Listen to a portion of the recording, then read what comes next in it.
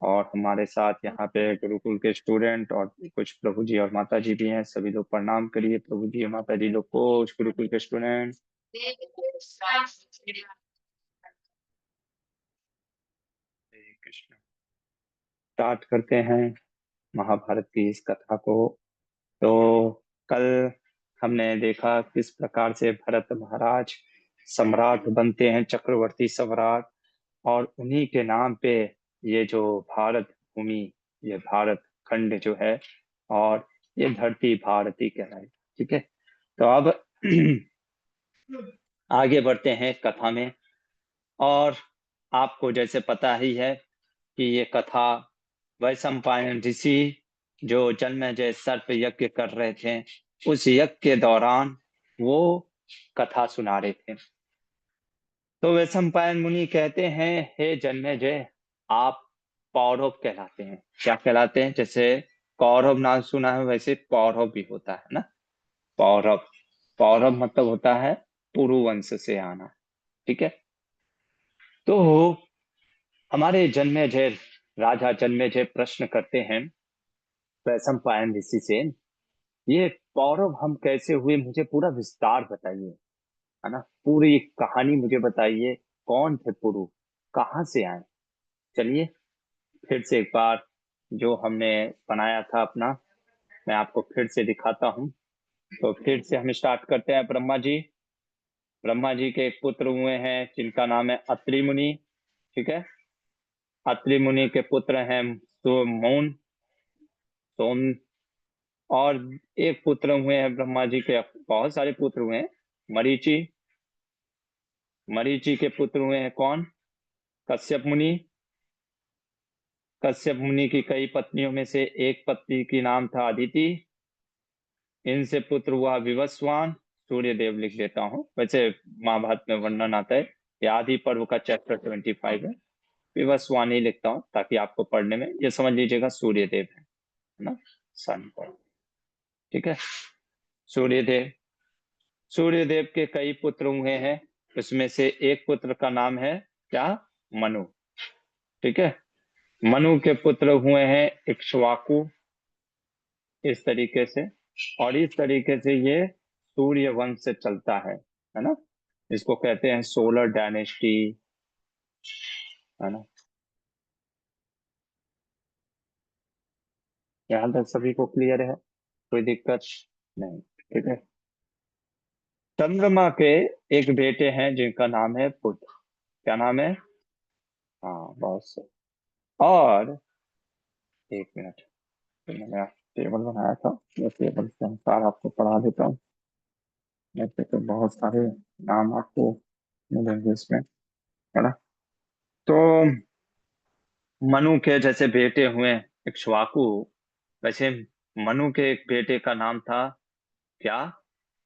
एक मिनट, यहाँ से हम स्टार्ट करेंगे। मनु के एक बेटे का नाम था सुद्युम्न। क्या नाम था? सुद्युम्न, सुद्युम्न। ठीक है, अब ये सुद्युम्न और बुध के, सुद्युम्न कौन है? बेटा है। सुद्युम्न जो है वो मनु का बेटा है, सन ऑफ मनु। ठीक है, लेकिन अब हम देखने जा रहे हैं, और बुद्ध कौन है? बुद्ध है वो भी सन ऑफ बेटा, सन ऑफ मून। ठीक है, करेक्ट। लेकिन बुद्ध और सद्युम्न का विवाह हो जाता है। अरे ये क्या चल रहा है प्रभु जी, तो पहले भी एलजीबीटी होता था क्या? ये सारा चीजें, बुद्ध और प्लस सद्युम्न, सद्युम्न का करके अभी इला कहेंगे, सद्युम्न, है ना। ये कहानी कैंटो 9 में आती है। महाभारत में बस अभी ऐसे ही छोड़ दिया है कहानी को। ये इला सुद्युम्न कैसे बनी, ये कैंटो 9 में आता है, क्योंकि थोड़ा सा स्टोरी शिक्षाप्रद है, तो मैं सोचा आपको दिखा देता हूँ। होता क्या है, ये कैंटो 9 चैप्टर 1 में, किंग सुद्युम बिकम्स अ वुमन। एक फॉरेस्ट होता है, उस फॉरेस्ट में जब भगवान शिव और माँ पार्वती संग कर रहे होते हैं, तो एक बार कुछ ऋषि मुनि वहां पे भगवान शिव का दर्शन के लिए आते हैं। ये देख करके माँ पार्वती थोड़ी सी लज्जित हो जाती हैं कि वो उस समय अपने शिव जी के साथ संग कर रही थी। तो भगवान शिव ने फिर वो एक उस कह सकते हैं कि श्राप दे दिया वहां पे, उस फॉरेस्ट में। कोई भी व्यक्ति अगर उस वन में आता है, कोई पुरुष, कोई भी पुरुष उस वन में एंटर करेगा, वो क्या बन जाएगा? स्त्री बन जाएगा। इवन दो कोई घोड़ा भी एंटर करेगा तो घोड़ी बन जाएगा। कोई भी मेल, कोई भी मेल चीज, कुत्ता अगर एंटर करेगा तो क्या बनेगा? That's all. No male is allowed, only one male will be there, that is lord Shiva. Correct. तो ये राजा सुद्युम्न थे। अब राजा तो होते हैं आखेट, हंटिंग करने के लिए निकल गए, और निकलते निकलते उनको तो पता नहीं था, भाई जंगल पे जंगल, अब कौन सा जंगल, कैसा जंगल, कहाँ क्या श्राप मिला। ये जैसे ही उस जंगल में एंटर किए, है ना, जैसे ही उस जंगल में एंटर किए, हुआ क्या, उस जंगल में एंटर करते ही, हाँ, तो जब जंगल में एंटर किए,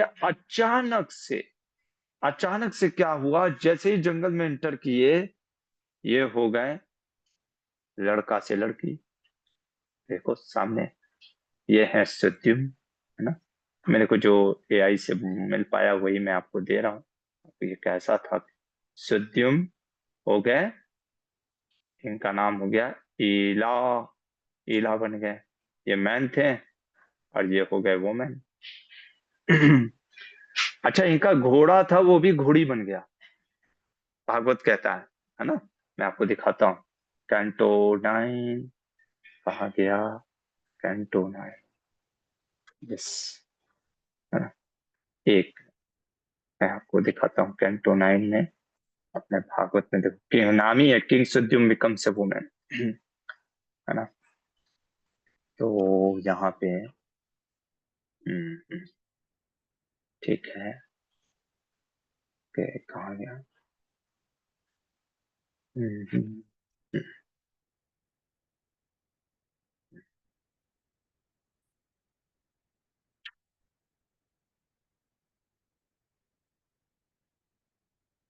हम्म, हाँ एनिमेल, हाँ ये देखो।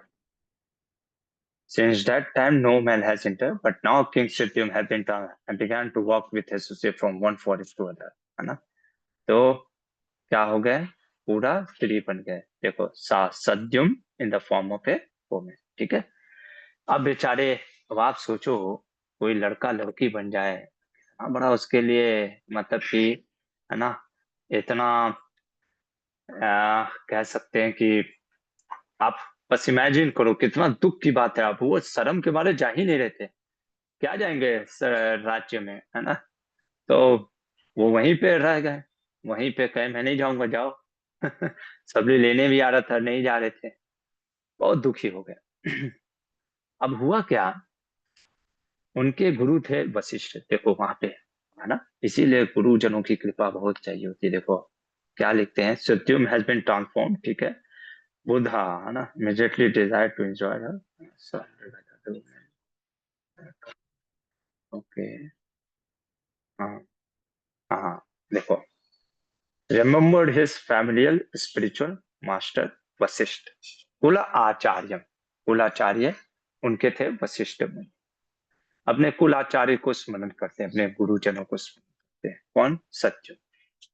और उससे पहले जब ये स्त्री हो जाते हैं, है ना, तब उस समय की कथा आती है। अब वो उसी जगह पे थे, तो बहुत ब्यूटीफुल वुमेन होते हैं, है ना।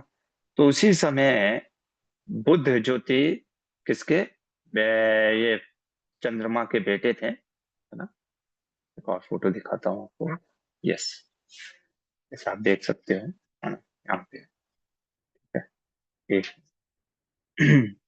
ये देखिए, है ना। तो ये जो सद्युम्न थे, वो अभी ईला बन गए। अब ईला बन करके ये बुद्ध से, मतलब कि इनका आकर्षण होता है, बुद्ध से विवाह हो जाता है। और बुद्ध से विवाह होने के कारण इनको एक बेटा होता है जिसका नाम होता है पुरुरवा क्या नाम होता है? तो बुध और एला से है। कहानी बस यहीं पे रोक देते हैं, बाकी भागवतम या फिर अगर महाभारत कुछ बताएगा तब हम बताएंगे क्या होता है एला के साथ। बुध और एला के साथ क्या एक बच्चे का बेटे का नाम हुआ पुरुरवा। ठीक है। अब पुरुरवा की कहानी भी थोड़ा सा सुन लो। पुरुरवा जो थे, मतलब कि ऐसा वर्णन आता है भागवत के कैंटो 11 में, इन्होंने युग धर्म स्टार्ट किया था। कौन सा युग धर्म? जो आप समझ लीजिए कि यज्ञ, जो सत्यता युग का यज्ञ है ना, इन्होंने स्टार्ट किया था। ये पुरुरवा है ना। और इसने स्टार्ट किया था यज्ञ सिस्टम। अच्छा, इसके यज्ञ में स्वयं विष्णु जी प्रकट हो गए। विष्णु जी प्रकट होने के बाद इसने क्या बोला? मुझे उर्वशी चाहिए। क्यों? क्योंकि उर्वशी इसकी पत्नी हुई थी पहले। सोचो, भगवान प्रकट होने के बाद भी, भगवान के सामने होने के बाद भी हमारे मटेरियल डिजायर कुछ और भी हो सकते हैं। बहुत पावरफुल है ना।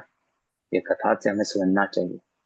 तो पुरुरवा की कथा में ये आता है, महाभारत में वर्णन है कि बहुत ही लोभी था, बहुत लोभी था, इतना लोभ। अच्छा, इसको जो बेटा हुआ, इस कई बेटे हुए पुरुरवा के। उस पुरुरवा के एक बेटे का नाम पड़ा आयु, है ना। इनकी कथा आएगी तो हम और डिस्कस करेंगे, है ना। आयु। अच्छा, ये पुरुरवा का कैसे नाश हुआ? जब इसके पास, जब चतुष कुमार जो आए, कुछ सनक सनातन कहें कि देखो इतना लोभ ठीक नहीं है, हमें ग्रीड नहीं रखना चाहिए, पर ये सुन ही नहीं रहा था। तो फिर इन्होंने, चतुष कुमारों ने इसका श्राप दे करके नाश किया। इतना ही महाभारत में भी वर्णन है। इसका बेटा आयु राजा बना। आयु का कई बेटे में से एक हुए नहुस। बहुत पावरफुल होते हैं ये, समझ लो। देवराज इंद्र, जब इंद्र अपने गुरु का अपमान कर देते हैं, और जब इंद्र का पोस्ट खाली होता है, तो नहुस से जाकर के देवराज इंद्र बनते हैं, इतने पावरफुल। इनकी भी कथा आएगी। अभी फिलहाल तो वैशंपायन ऋषि बता नहीं रहे कथा। जब बताएंगे तब हम जैसा ये महाभारत के ग्रंथ में ये चल रही है कथा, हम वैसे ही आपको सुना रहे हैं। ठीक है, चलिए। अच्छा, ये नहुस के बाद, नहुस जो थे, उनके कई यति, ययाति पुत्र हुए। यति नामी से यति दिख रहा है, सन्यासी, वो सन्यासी बन गए। तो राजाओं के भी बेटे कभी कभी सन्यासी बन जाते थे। तो दूसरा बेटा इनका नाम हुआ ययाति। ययाति महाराज। अब यहाँ पे रुकते हैं, थोड़ी सी कहानी। 9वें कैंटो में बहुत डिटेल में इनकी कहानी आती है। राजा जन्मेजय कहते हैं, अरे सॉरी, वैशंपायन ऋषि कहते हैं, क्या कहते हैं प्रभु जी? जैसे आप देखो यहाँ पे, है ना। वैशंपायन मुनि कहते हैं कि ये जो ययाति थे, आपको श्लोक दिख रहा है यहाँ पे? ययाति का नहुसा, नहुसे के पुत्र जो थे, ये यतीम, ययाति, समयाति, है ना, ये सारे चीजें। तो ययाति जो है, उन्होंने फिर राज्य को लिया। अच्छा, इसके तात्पर्य में शिला नीलकंठ चतुर्धर जी क्या कहते हैं, जरा ध्यान से सुनिए। नीलकंठ चतुर्धर जी एक बड़ा सुंदर वाक्य कह रहे हैं, ये जो ययाति थे, इनकी, देखो श्लोक संख्या 35 में, देखो 34 में, देवायन्याम महाराज समिष्ठायाम च जयचिरे देवायानाम अजायताम यदुस्व सूर्येव च। मैं समझाता हूँ। आपको याद है मैंने एक बार बताया था कि दो प्रकार के विवाह होते हैं, है ना। एक होता है अनिलोम, नहीं भी बताया तो बस ऐसे जान लीजिए। एक होता है प्रतिलोम विवाह। अनिलोम विवाह मतलब क्या होता है? जिसमें कि मैन का जो वर्ण होता है ना, मैन का जो वर्ण, मैं बार बार वर्ण यूज कर रहा हूँ, जाति नहीं, है ना। वर्ण और जाति में अंतर होता है, ध्यान रखिएगा।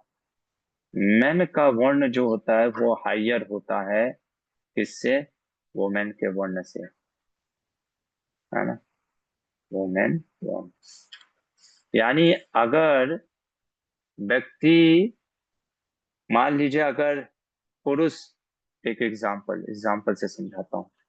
पुरुष अगर मान लीजिए, मैन अगर आपका ब्राह्मण वर्ण का है, तो वो किससे, वुमेन से शादी कर सकता है? ब्राह्मण वर्ण की स्त्री से या क्षत्रिय वर्ण की, चल जाएगा, बेस्ट होगा मैन। ठीक है, तो वुमेन जो है वो ब्राह्मण हो सकती है, क्षत्रिय हो सकती है मैक्सिमम। ठीक है, चल सकता है कई केस में जो है वैश्य और शूद्र भी चल जाएगा। लेकिन अगर वुमेन, टेक एग्जाम्पल, अगर ब्राह्मण वर्ण की है तो वो किसी से शादी कर सकती है? सिर्फ किससे कर सकती है? हाँ, ब्राह्मण वर्ण से, सिर्फ ब्राह्मण वर्ण से। मैन शुड बी ब्राह्मण। अगर नहीं करते हैं प्रभु जी तो क्या प्रॉब्लम है? तब वो प्रतिलोम विवाह हो जाएगा। प्रतिलोम विवाह से क्या होगा? अब वही प्रॉब्लम सुन लो, क्या क्या प्रॉब्लम आता है, अब आप समझ में आया? अगर मान लो वुमेन क्षत्रिय वर्ण की है, एक एग्जाम्पल, वुमेन क्षत्रिय वर्ण की है, तब वो किससे शादी कर सकती है? या तो क्षत्रिय बेस्ट है, नहीं तो ब्राह्मण भी चल जाएगा। ठीक है ना? तो मैन शुड बी, वैश्य और शूद्र से नहीं कर सकती, है ना? Man should be either Kshatriya, best होगा अपने ही वर्ण की हो क्षत्रिय, और मैक्स, और अगर चलेगा ठीक है ब्राह्मण भी चल जाएगा। इतना क्लियर है? कोई डाउट किसी को? समझ में आ रहा है ना? इसी को कहते हैं, और प्रतिलोम विवाह यही होता है। प्रतिलोम विवाह मतलब कि जो मैन होगा, है ना, हाँ, मैन जो होगा वो लोअर वन होगा, मैन और लोअर वन, देन वुमेन। ठीक है, ये डेफिनेशन है, ये थोड़ा सा समझा दिया आपको। ब्राह्मण स्त्री सिर्फ ब्राह्मण पुरुष से ही शादी कर सकती है। हाँ, प्रतिलोम विवाह में तो फिर मतलब कि आप वर्ण देख ही नहीं रहे हो, आप जो मन आ रहा है बस कर ले रहे हो। अच्छा, कल जैसे मैंने गंधर्व विवाह बताया था, तो क्या वो प्रतिलोम विवाह है या अनुलोम विवाह? एक्चुअली में अनुलोम विवाह था। क्यों, कैसे? शकुंतला क्या ऋषि कन्या थी? वो किसकी बेटी थी? विश्वामित्र मुनि। विश्वामित्र मुनि भले मुनि थे पर थे कौन? क्षत्रिय वंश के। दुष्यंत महाराज कौन थे? तो प्रतिलोम विवाह है अनुलोम विवाह है? हाँ, प्रतिलोम कैसे हो गया?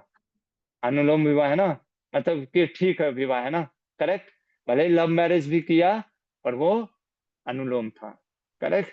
ऐसे अंधाधुंध प्यार लोग नहीं करते थे, है ना, ये चीज है। अब जैसे आप ले लो, मान लो अगर विवाह रुक्मिणी और कृष्ण का भी ले लो, कृष्ण कौन थे?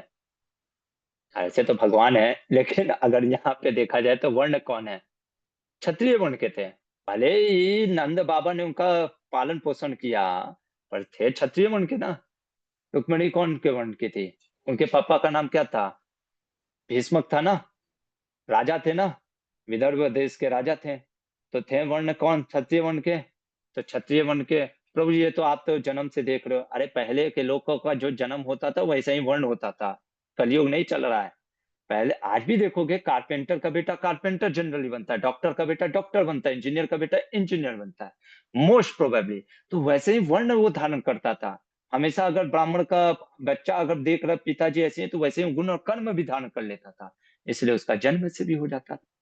अब समझ में आया, है ना? इसलिए पहले के जो जन्म था वो गुण और कर्म भी आते थे, आज टॉप सीटर भी। इतना क्लियर है? ठीक है, आगे बढ़े। प्रतिलोम विवाह, है ना? तो ययाति महाराज कौन थे? ययाति कौन थे? क्षत्रिय वर्ण के थे, राजा थे, है ना? इनकी दो पत्नी हो गई। दो पत्नी हो गई कौन प्रभु जी? एक तो हो गई देवयानी, एक हो गई शमिष्ठा। हाँ, एक ब्राह्मण हो गई। और देवयानी किसकी बेटी थी? शुक्राचार्य की। शुक्राचार्य तो, वो तो सुख जो हमने देखा था, कवि, कवि मतलब भृगु, वो तो पूरे महर्षि लोग हैं। ये हो गई ब्राह्मण, है ना, देवयानी। और शमिष्ठा, सॉरी, शमिष्ठा जो थी वो क्षत्रिय थी, देवयानी जो थी वो ब्राह्मण थी। ठीक है, तो ययाति से ययाति महाराज को 5 पुत्र हुए। कितने पुत्र हुए? 5। एक हुए यदु, दूसरे हुए पुरु। पहले मैं उनका नाम लिख देता हूँ जिससे उनको देवयानी से हुआ। तुवरसु, तुवरसु। ये दोनों जो हुए देवयानी से हुए। ये 2 बेटे जो हुए हैं ये देवयानी से हुए। यदु, यदु कौन? यदुकुल, यादव वंश, है ना। तो ये देवयानी से बेटे हुए। और तीसरा जो पुरु, और क्या नाम है, ध्रुव, ध्रुव, और क्या नाम है, अनु। ये सब हुए हैं। इनको क्षत्रिय जो समिष्ठा है इससे हुआ। ठीक है। बहुत दिक्कत आता है। दिक्कत क्या आया? ययाति महाराज को श्राप मिला था देवयानी के पापा शुक्राचार्य से। क्यों श्राप मिला ये सब हम जानेंगे अभी, है ना, कल की कथा में। बस इतना अभी सुनिए। श्राप मिला। श्राप ये मिला कि तुम बूढ़े हो जाओ। क्या हो जाओ? बूढ़े हो जाओ। पर काम की वासना थी कि इनके अंदर जामवती के। जाते अपने बच्चों के पास। तो आशीर्वाद, ये खुद पहले शुक्राचार्य के पास जाते। शुक्राचार्य ने कहा अपने बच्चे, कोई अगर तुमको जवानी दे देगा तो फिर तुम जवान हो जाओगे, पर उसको तुम्हारा बुढ़ापा लेना पड़ेगा। अब ये गए। अभी कोई भाई जवानी कौन देगा? किसको बुढ़ापा पसंद है? किसी को पसंद है? किसी को नहीं। जाते हैं अपने यदु के पास। सबसे पहले बड़ा बेटा यदु था। यदु से कहते हैं बेटा ऐसा है, मुझे काम की पीड़ा है, मुझे भोग करना है। यदु महाराज मना कर देते हैं। तो वसु के पास जाते हैं तो वसु मना कर देते हैं। ध्रुव के पास जाते हैं, ध्रुव मना कर देते हैं। अनु, सबको। सबसे छोटा बेटा था पुरु। पुरु ने बात मान ली पापा की। कहा ठीक है पिताजी। पुरु को अपना बढ़ापा दे करके ये जाते हैं एंजॉयमेंट के लिए। कौन? ययाति महाराज। और हजारों, इनको लगता है कि मैं एंजॉय करूंगा तो शायद मेरी जो इच्छा है, भोग है, वो शांत हो जाएगी। ऐसा महाभारत में देखो अब वर्णन आ रहा है। क्या वर्णन आ रहा है? हजारों वर्षों तक इन्होंने भोग किया, है ना, ये सारा। और भोग करने के बाद भी इनकी जो इच्छा है वो पूर्ण नहीं होती है। तब ययाति ने एक गीत गाया है, ययाति महाराज ने। ये भागवत में भी आता है, चौथे 9th कैंटो में। क्या गीत गाया प्रभु जी? गीत इस प्रकार से है। बड़ा मस्त बात बोलते हैं। कहते हैं कि देखिए क्या कह रहे हैं। राजा ययाति कहते हैं, विषय भोग की इच्छा विषयों का उपभोग करने से कभी शांत नहीं हो सकती। आप देख लो वर्ष नंबर 50। क्या कह रहे हैं? न जातु कामा, कामा नाम उपभोगिन न साम्यति, हविषा कृष्ण वर्तमेव भूएव विवर्धते, है ना। हविषा समिधा ज्यादिना। अब हविषा मतलब जैसे अग्नि होती है, उसमें घी डालोगे तो अग्नि भड़कती है या कम होती है? हाँ, वही चीज ययाति महाराज कह रहे हैं। मैंने हजारों वर्षों तक भोग किया अपनी पत्नियों को, लेकिन मेरा काम भोग शांत नहीं हुआ। और इसलिए उनके अंदर क्या आ गया? फिर एक डिटैचमेंट आता है ना। इतना करने के बाद उनके अंदर डिटैचमेंट आता है। और फिर वो अपने बेटे को, पुरु को राजा बना देते हैं। क्योंकि उन्होंने बात सुना था ना, पूरे विश्व का राजा, पुरु इज अ किंग और एम्पायर, है ना। एम्पायर ज्यादा बेस्ट वर्ड होगा। और खुद वो बुढ़ापा लेकर के कहते हैं, चले जाते हैं वहां से। यहाँ पे जो जन्मेजय राजा थे, उन्होंने पूछा, ययाति महाराज तो इतने महान व्यक्ति थे, है ना, नहुस के पुत्र थे ययाति। और कई चीज हम स्टोरी देखेंगे ययाति महाराज की। उनको नहीं पता था क्या कि ब्राह्मण की लड़की से शादी नहीं करना है? भाई तुम क्षत्रिय हो, है ना। तुमको बहुत प्रॉब्लम क्या आया प्रभु जी? उनके जीवन में बहुत प्रॉब्लम आया। ये श्राप मिलना, ये सारा चीज, काम भोग का उत्पीड़न बनना, देवयानी के साथ ही उनका और काम भोग। कोई कह सकता है ये तो एंजॉयमेंट वाला चीज है। देखो एक धार्मिक व्यक्ति के लिए वो चीज सही नहीं है। काम क्रोध, भगवान क्या कहते हैं गीता में? बताओ, मेरे पीछे बोलो। काम ऐसा क्रोध ऐसा जो गुणा समुद्भव महाशनो महापाप्मा देनम ही वैरिणम। भगवान क्या कहते हैं कि काम और क्रोध ये सबसे बड़े शत्रु हैं। देखो, हमारा ग्रेटेस्ट एनिमी कौन है? काम और क्रोध, कोई और व्यक्ति नहीं, वो बगल वाला नेबरहुड नहीं, पड़ोसी नहीं है ना। कौन है? काम और क्रोध। और इतना बड़ा पाप में है। अरे ये नित्य वैरी है। नित्य वैरी मतलब आप बूढ़े हो या जवान हो, बच्चे हो या कोई भी हो, ये हमेशा नित्य वैरी है। ये भगवत गीता 3.37। तो इतना और भी बहुत सारी समस्याएं आती है, वो हम आगे देखेंगे। तो पूछते हैं कि उनको पता नहीं था क्या कि ये क्यों कर रहा थे? और फिर शुक्राचार्य जी ने श्राप क्यों दे दिया? बेटी दे दिया तो ठीक है, श्राप भी दे दिया। श्राप क्यों दिया? ये कहानी क्या है? ये कहानी भागवत में भी नहीं है।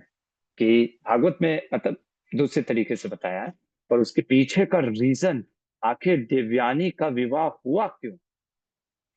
देवयानी का विवाह ययाति महाराज से हुआ क्यों? जानने के लिए कल हम देखेंगे कि वैशंपायन ऋषि क्या बताते हैं। फिलहाल के लिए यहीं पे रुकते हैं। किसी का कोई क्वेश्चन है या कमेंट है तो पूछ सकते हैं।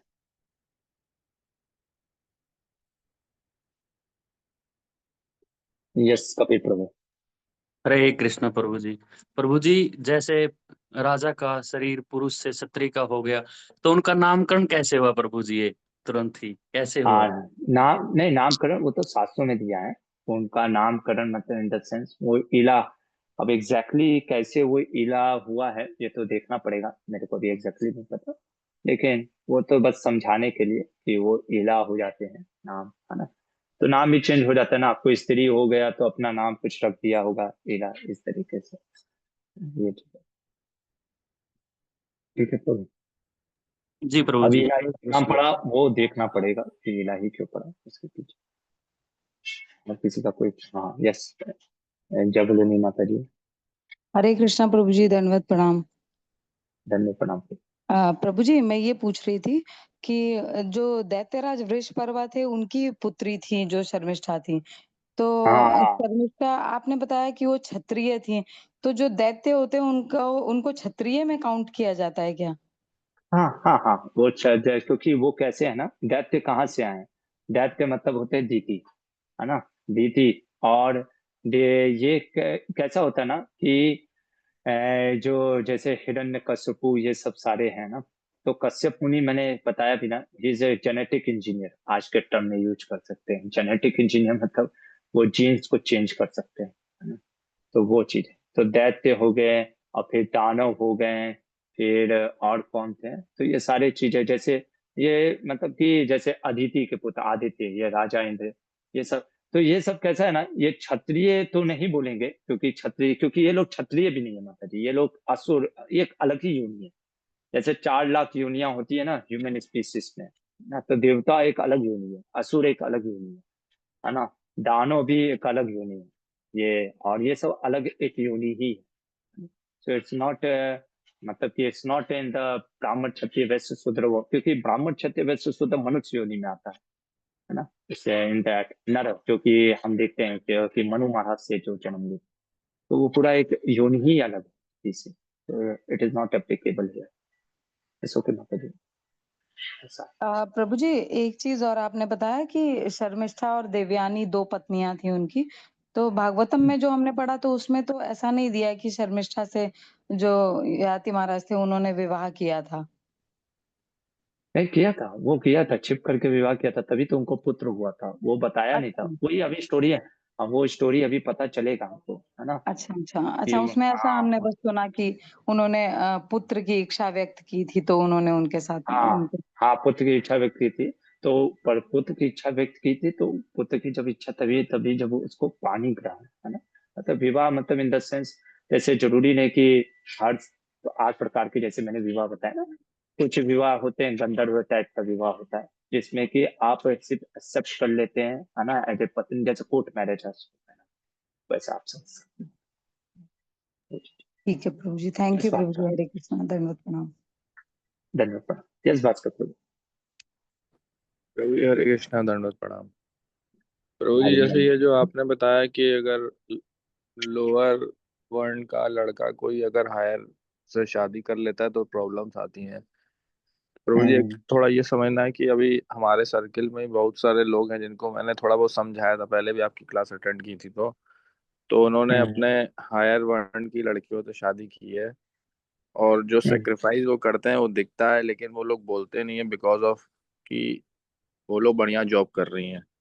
तो मुझे क्या हम्म। सेक्रीफाइस होता है और क्या समझाना चाहिए, थोड़ा पूछ रहा था।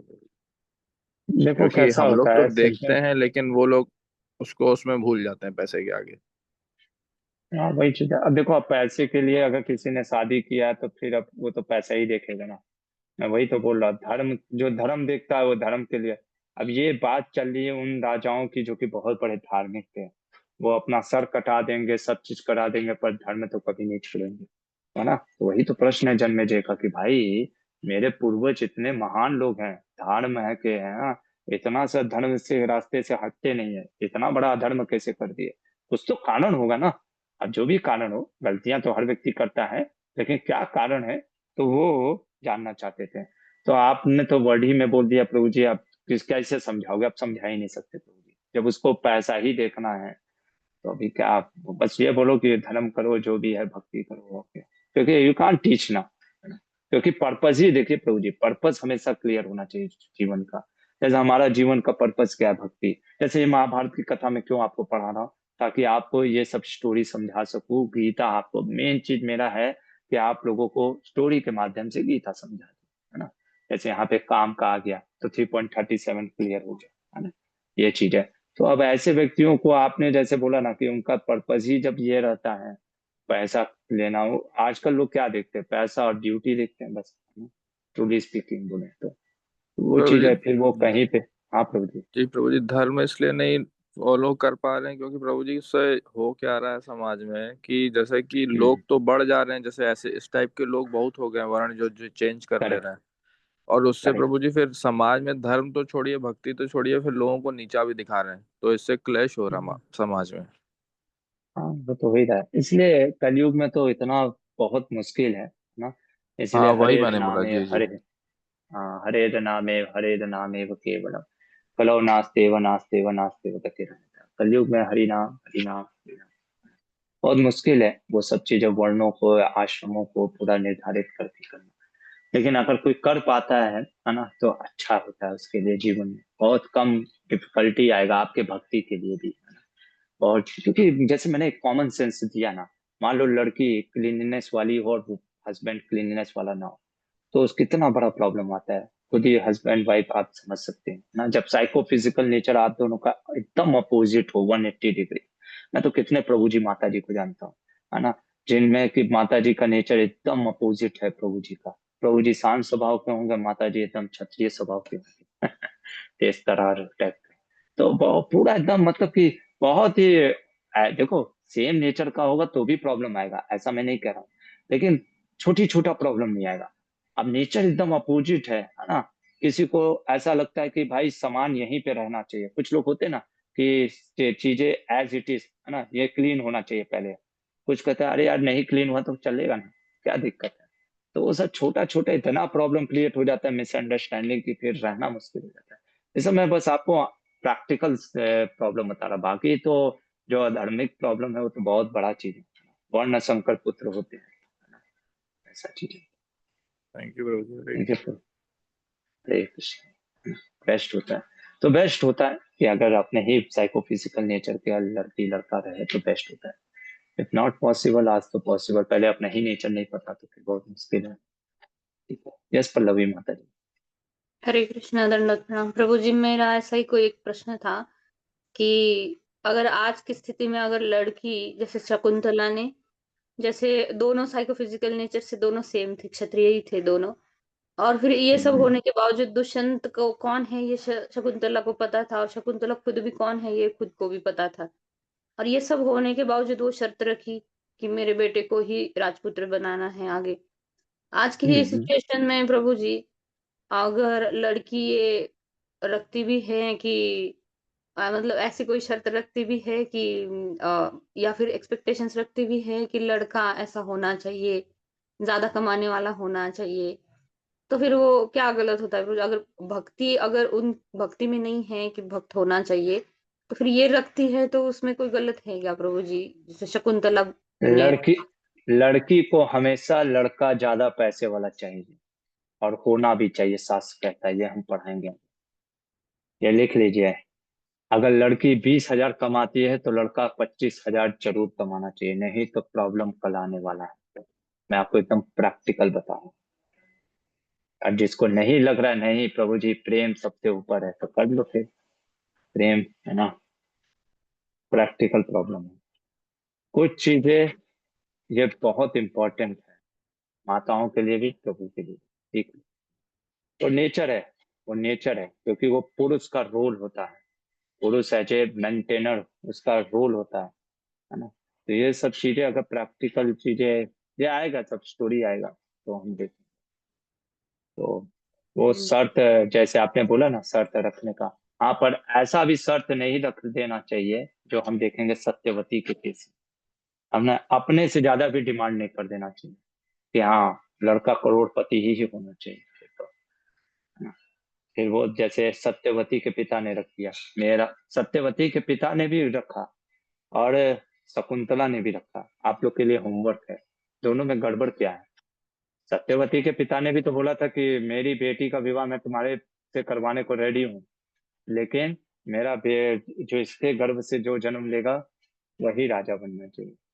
शकुंतला ने भी रखा कि सत्यवती का विवाह होता है ना शांतनु महाराज से, पहले गंगा से फिर शांत, अभी आएगा स्टोरी, तो वहां पे भी तो शर्त वही है। और शकुंतला ने भी शर्त रखा कि मेरे गर्भ से जो बेटा होगा वो राजा बनना चाहिए। और वहां पे देखते इतना भयंकर बड़ा प्रॉब्लम हो गया, यहाँ पे तो ऐसा प्रॉब्लम आया लेकिन वो वाला प्रॉब्लम नहीं। तो प्रॉब्लम क्या है, मतलब दोनों ने शर्त रखा है, एक ने सही, एक का मानते हैं आचार्य हमारे सही है और एक का गलत, क्यों? वो जब स्टोरी आएगा तब पता। इसीलिए, है ना, हमको स्टोरी से ये नहीं सीखना है कि शर्त रखना, हमको ये स्टोरी से सीखना है कि ब्लाइंड नहीं होता है love, love is not a blind. क्या दशयंत महाराज जैसे ही शकुंतला को देख करके मोहित हो गए, कहे नहीं तुम क्षत्रिय वर्ण की हो, पूछा ना तुम सही में क्षत्रिय वर्ण की हो, मेरा मन कभी भटकता नहीं है, भटक कैसे गया तुम्हारा, तुम या तो क्षत्रिय वर्ण की हो या तो मैंने आज सही में काम पे विजय नहीं प्राप्त कर पाया। काम पे विजय मतलब मैं भटक गया, मैं अधर्म तो नहीं ना कर रहा हूँ। लव किया तो ब्लाइंडली नहीं लव किया कि चले बस इंस्टाग्राम पे चैट करना स्टार्ट कर दिया, है ना। वो चीजें एकदम पूरा पूछा ना, और फिर उसने भी छत्ते शकुंतला ने भी कहा ठीक है शादी करने को तैयार हो, पर मेरा जो गर्व होगा वो राजा बनना चाहिए। ठीक है माता जी जी। प्रभु जी, प्रभु जी वो हाँ पोर्शन बहुत अच्छा था, दोनों इतना सोच कर ही आगे बढ़े। और हाँ। फिर प्रभु जी कण्व मुनि का भी, जैसे कण्व मुनि भी उनको शकुंतला को बोलते हैं कि हाँ ठीक है तुमने सही किया, तो शकुंतला खुद बोलती है कि ऐसा आप नहीं थे तो ऐसा दुष्यंत महाराज आए और फिर हमने गंधर्व विवाह कर लिया। तो कण्व मुनि तो प्रभु जी जैसे दूरदृष्टि रखते थे, उन्होंने अपनी दिव्य दृष्टि से सब कुछ जान लिया। लेकिन जैसे आप बोलते हैं कि ये ग्रंथों में जो कथाएँ दी है उसको ऐसा नहीं कि हमें वो ऐसा करना चाहिए, हमें उससे सीख लेनी चाहिए। लेकिन जिनको ये पता नहीं ऐसी स्टोरी सुनकर तो फिर तो गलतफ़हमी हो जाती है ना प्रभु जी की, चलो शास्त्रों में तो लव मैरिज बताया गया है और ऐसे लड़की खुद से आकर बोले कि ऐसा कोई लड़का मिला और संग कर लिया। तो और वो फादर उस पर जाकर वो पिताजी उसको बोल रहे हाँ तुमने बहुत अच्छा किया ये। तो फिर कितना हम्म, गलत इम्प्रेशन प्रभु जी समाज में इसका हो जाएगा। हम्म, देखो इसीलिए शास्त्रों को किसी गुरु के अंदर पढ़ना चाहिए। लड़की को ये नहीं सीखना चाहिए कि देखो पापा आपको ऐसे करना चाहिए कण्व मुनि के जैसे, और पापा को ये नहीं बोलना चाहिए कि बेटा हाँ ये जो कण्व मुनि है ये बेकार इंसान है ना। मैं आपको स्टोरी बताता हूँ आज के प्रैक्टिकल के हिसाब से। पहला चीज तो माता पिता का कर्तव्य है कि लड़की का खुद से है ना, विवाह करने का उनका जिम्मेदारी उसको लेना चाहिए। लड़की का जैसे आज के एज में 21 ईयर्स हो गए ना, तो 21 के अब लड़की अगर विवाह नहीं करती है ना, लड़की कहती है मुझे जॉब करना है, ये चीज करना है, क्या पढ़ाई करना है, इट्स ओके। फिर पिता माता को ये भी कहना चाहिए कि अगर बेटी, देखो आज का समाज कैसा हो गया है, they want to choose their own, है ना, ये भी हमको समझना पड़ेगा। लड़की चाहती है कि मैं खुद से अपना लड़का ढूंढूं, तो माता पिता को भी थोड़ा सा डिटैच होना चाहिए और सीखना चाहिए कि हाँ ठीक है, लेकिन उसको ये संस्कार देना चाहिए कि बेटा हम कैसा लड़का ढूंढना है ये सुनो, ये समझो, इसका क्या होना चाहिए, एक लेसन या कह सकते एक ट्रेनिंग होना चाहिए, कैसा लड़का ढूंढना है ना। मुंह में पढ़ करके ऐसे नहीं कुछ भी ढूंढ लो, है ना, वो ढूंढेगी, वो आप नहीं भी कहोगे तो भी वो ढूंढेगी, है ना, आपकी बेटी या बेटा कोई भी ढूंढेगा। तो बल्कि उसको ट्रेनिंग दो कि कैसा ढूंढना चाहिए, और जब ढूंढ करके तुम पता चल जाए तो आकर के बता भी दो, जैसे शकुंतला ने बताया, ऐसा नहीं कि बता भी नहीं, है ना, पहला चीज। ठीक है, दूसरा चीज, सबसे बड़ा चीज अपनी बेटी बेटा को आप ये सिखाओ कि जो भी जीवन में करोगे बेटा उसके लिए रिस्पॉन्सिबल भी होना सीखो। Responsible, if you are going to take any action, है ना, फर्स्ट ऑफ ऑल अंडरस्टैंड कौन लड़का होना चाहिए। जैसे मैंने एक एग्जांपल दिया, लड़का पैसा वाला होना चाहिए, ये ट्रू है, ये ट्रू है ना, ये चीजें ये समझना जरूरी है ना। लड़का के पास अगर पैसा कम है तो फिर उससे नहीं विवाह करना चाहिए, है ना। 25,000 का लड़की कमा रही है तो 30 मिनिमम लड़के का सैलरी 30,000 है ना। और आपको नहीं विश्वास है तो आप करके देख लो, फिर आपको प्रॉब्लम बाद में फेस होगा। जो माताओं को ऐसा लग रहा है कि नहीं this is not the fear, then you go and marry, है ना, ऑल द बेस्ट। तो वो चीजें, तो बहुत सारी चीजें, ये सब चीजों का साइकोलॉजी, पहले साइकोलॉजी समझना पड़ेगा मैन और वुमेन का।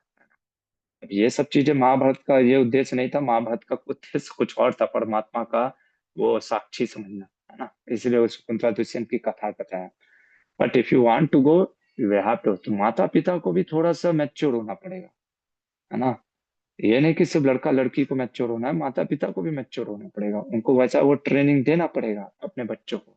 और बच्चों को भी मैच्योर होना पड़ेगा, समझना होगा कि कैसे लड़के, अगर मेरे माता पिता मेरा खुद से विवाह करा, आज देखो अरेंज मैरिज भी तो एक तरीके से ब्लाइंड मैरिज है, क्योंकि अरेंज मैरिज में भी लड़के का पता नहीं कुछ, लड़की को भी कुछ पता नहीं होता है, ऐसा, और लव मैरिज में भी कुछ पता नहीं होता है, तो दोनों ही एक तरीके से। हाँ, बस अरेंज मैरिज में कैसा होता है कि थोड़ा सा लोग शास्त्रों को, मीन्स ज्योतिष एस्ट्रोलॉजी इत्यादि ये सब चीज देखते हैं, वर्ण देख लेते हैं, तो वो ठीक है ना। तो वो लव मैरिज में, पहले के लव मैरिज में वो ऐसे ही प्रेम में ही देख लेते थे, वो भी नहीं जाते थे, बस ये चीज है। तो थोड़ा सा मैच्योरिटी की जरूरत है ना। इसको, जो ये चीजें कहानियां हैं, इसको एज इट इज एप्लीकेबल, वो सोसाइटी अलग था, है ना। आज तो अपना वर्ण हमको पता नहीं है, साइकोफिजिकल नेचर, दूसरे का क्या पता करेंगे।